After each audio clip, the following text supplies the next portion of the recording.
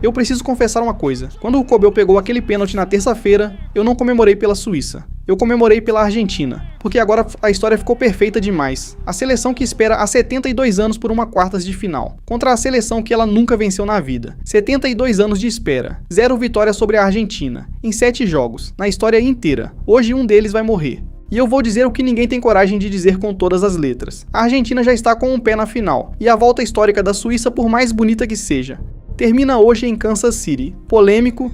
É, mas eu vou provar. Fica até o final, porque é a análise tática que decide o jogo de hoje. E é lá que mora a resposta que você veio buscar. Ah, e se você é do time que acha que zebra existe para ser respeitada, deixa o like que é de graça e se inscreve no canal. Ganhar 2 Copas seguidas é a coisa mais difícil do futebol de seleções. E é exatamente por isso que essa Argentina é especial. Só 2 seleções na história foram bicampeãs seguidas. A Itália de 34 e 38, e o Brasil de 58 e 62. Depois disso, 64 anos de fracasso de todo mundo que tentou. É tipo defender cinturão no boxe. E é aqui que essa Argentina é. Essa Argentina não veio administrar patrimônio. 9 pontos em 9 na fase de grupos. E quando apanhou, viu, contra Cabo Verde e contra o Egito, ela esteve com a corda no pescoço.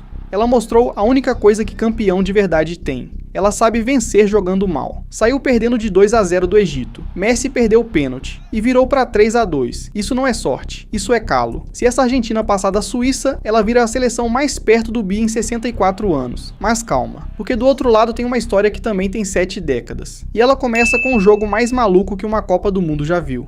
A Suíça não é convidada nessa festa. Ela sobreviveu a 72 anos de fracasso para estar aqui. E isso vale alguma coisa. E aí, meu amigo, o buraco? 72 anos sem chegar numa quartas de final. Para você ter noção, quando a Suíça jogou uma quartas pela última vez, não existia Copa com pênaltis, não existia cartão amarelo, e o Pelé tinha 13 anos. E essa Suíça de 2026 merece respeito. Primeira do grupo, invicta. Meteu 4-1 na Bósnia. Bateu o Canadá dentro de Vancouver, calando a casa. E nas oitavas contra a Colômbia fez o jogo mais suíço da história. 0-0 em 120 minutos. E o Kobbel virou herói nacional pegando a cobrança do Cucho Hernandes. Você vai me dizer que time que só empata 0-0 não assusta ninguém? Pois eu te digo o contrário. É exatamente esse time que assusta a Argentina. Time que aceita sofrer 120 minutos é o pior pesadelo de quem precisa fazer o jogo. O Murat Yakin, técnico deles, já avisou depois da classificação. A Argentina não é invencível. Só que tem um detalhe que o Yakin não falou na coletiva. Um detalhe de 7 jogos e 112 anos de história. A Suíça nunca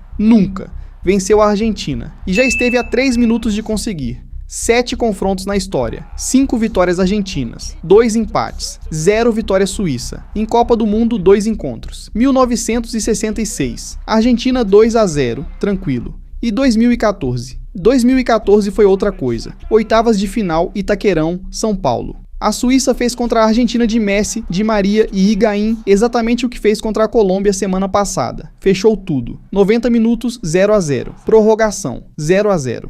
O jogo todo caminhando para os pênaltis. Aos 117 minutos, 117. Messi puxa, atrai 3 e rola pro Di Maria. Bola no canto. 1-0. Fim. 3 minutos. A Suíça ficou a 3 minutos de eliminar a Argentina e mudar essa história toda.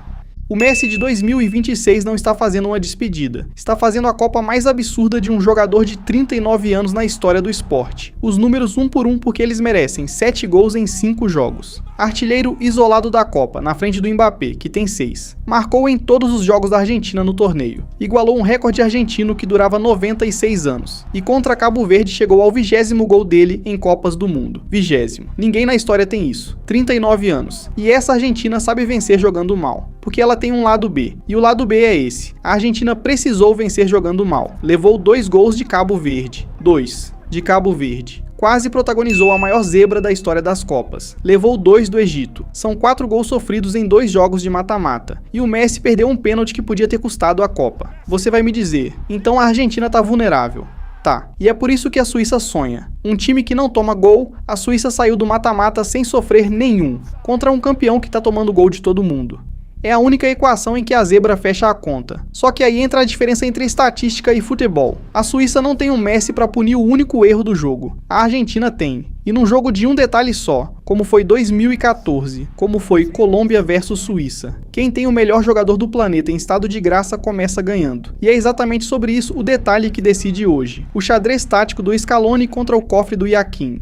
Hoje se decide em um duelo. A paciência argentina contra o relógio suíço. Quem controlar o tempo do jogo joga a semifinal. O plano do Iaquim é público. É o mesmo de 1954 pra cá, quando o adversário é maior. Bloco baixo, duas linhas compactas, chaca de regente na frente da zaga e o jogo empurrado para os 30 metros finais do próprio campo. A Suíça vai tentar fazer o Colômbia 2, 0 a 0 até onde der, pênalti se precisar. Com um Kobel iluminado é um plano que fecha. Do outro lado, o Scaloni tem 3 chaves para abrir esse cofre. 1. Messi flutuando por dentro, entre as linhas. Foi assim que nasceu o gol de 2014. Ele atraindo 3 marcadores e liberando o lado. 2. A chegada dos meias por trás. Enzo e De Paul, porque zaga que olha pro Messi esquece quem vem de trás. Pergunta pro Egito, que levou o gol da virada do Enzo exatamente assim. 3. Bola parada onde o Romero virou arma diária. Agora o detalhe, o equivalente aos 3 minutos de 2014. O cansaço. A Suíça jogou 120 minutos na terça, mais disputa de pênaltis, com viagem. A Argentina também jogou terça, mas resolveu no tempo normal. Num jogo desenhado para ser decidido depois dos 75, quem chega com a perna mais leve, leva. Se essa Suíça pegasse essa Argentina na fase de grupos, num jogo sem drama, eu até via o 0 a 0. Mas em jogo eliminatório, com espaço encolhendo e o relógio pesando. O mata-mata premia quem tem o plano B. A Suíça tem um plano, a Argentina tem o Messi, tem a bola parada, tem a prorrogação de 2014 na memória, e tem calo de campeã.